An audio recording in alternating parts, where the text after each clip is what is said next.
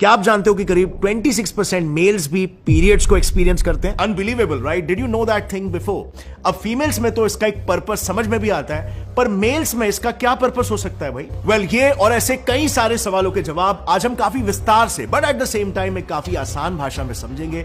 इस वीडियो के जरिए मेरा बस यही मकसद है कि हम पीरियड से जुड़ी मिस इंफॉर्मेशन और अंधविश्वास के अंधेरे को ज्ञान की रोशनी से मिटा दें। सभी मिथ्स और टैबूस को हम वंस एंड फॉर ऑल जड़ से उखाड़ कर फेंक डालें, क्योंकि एक बहुत ही इंपॉर्टेंट टॉपिक है और इस पर कोई बात नहीं कर रहा अनफॉर्चुनेटली। अब एक काम करते हैं, पीरियड्स के ना एकदम क्रक्स से ही शुरुआत करते हैं कि पीरियड्स एग्जैक्टली क्या है और ये हर महीने क्यों आता है। सो देखो, फीमेल्स में ना 28 डेज का एक साइकिल चलता है जिसे कहते हैं मेंस्ट्रुअल साइकिल। आपने ये शब्द सुना होगा। इसे आप इस इमेज से आसानी से समझ सकते हो।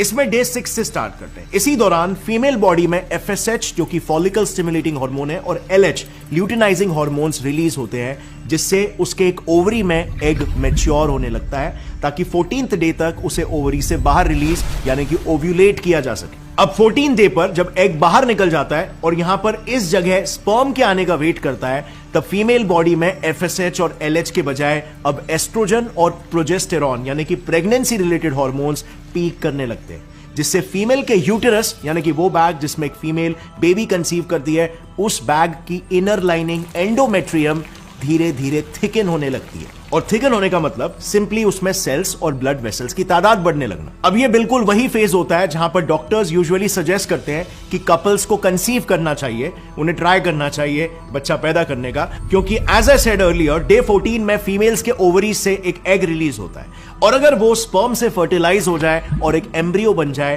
तो यूटेरस अपने आप को पहले से ही प्रिपेयर करने लगता है ताकि वो एम्ब्रियो थिक यूटेरस लाइनिंग में इंप्लांट हो जाए और उसे खून के जरिए प्रॉपर न्यूट्रिशन मिल सके। अब ऐसे में फिर पीरियड्स की ब्लीडिंग कब और क्यों होती है? तो देखो, वो तब होता है जब 14th डे के आसपास फीमेल्स ट्राई नहीं करती कंसीव करने की और कोई स्पर्म उस एग को फर्टिलाइज नहीं करता, बिकॉज इन दैट केस फिर डे 28 तक जो एंडोमेट्रियम कंटिन्यूअसली थिकन होते जा रहा है, एम्ब्रियो को वेलकम करने के लिए अब उसकी कोई जरूरत नहीं रह जाती और इस वजह से प्रोजेस्टेरॉन हार्मोन फीमेल बॉडी में एकदम से डिक्रीज होने लग जाता है, जिससे फिर डे 1 से स्टार्ट होता है इस पूरे थिकन एंडोमेट्रियम लाइनिंग का शेडिंग प्रोसेस, यानी वो फेज जिसमें एक फीमेल का शरीर ब्लड, म्यूकस और उसके साथ अनफर्टिलाइज्ड एग भी शेड कर देता है through the vagina of the female.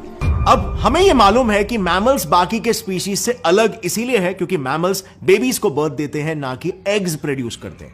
लेकिन फिर ऐसा क्यों है कि बाकी के मैमल्स जैसे कि कैट्स और डॉग्स ह्यूमंस जैसे ब्लीड नहीं करते? एंड ऑल्सो ये ability to give birth to young ones ये मैमल्स में सबसे